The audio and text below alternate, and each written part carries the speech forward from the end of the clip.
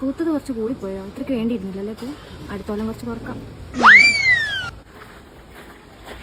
എല്ലാം കൊന്നേ. എന്തിനാ വിളിച്ചേ? തെറി വിളിക്കുന്ന? അതല്ല, അല്ല കൊന്നേ എന്നാ ഉദ്ദേശിച്ചു. ഔ, ഞാൻ വേറെയാ കേട്ടെ. അല്ല, ആര് കൊന്നു? ആരെ കൊന്നു? കൊന്ന പോലും കൊന്ന. എന്ത് പേര്?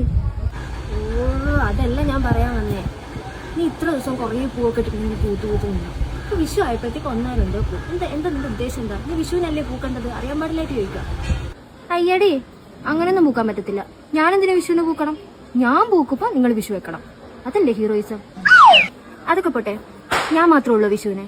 എന്തോരം പൂക്കൾ ഈ നാട്ടിൽ കിടക്കണോ? ചെമ്പരത്തിയുണ്ട്, റോസാ ചെടിയുണ്ട്. കൊന്ന തന്നെ വേണമെന്ന് നിങ്ങൾക്ക് എന്താ ഇത്ര നിർബന്ധം? നിനക്ക് വട്ടാണാ?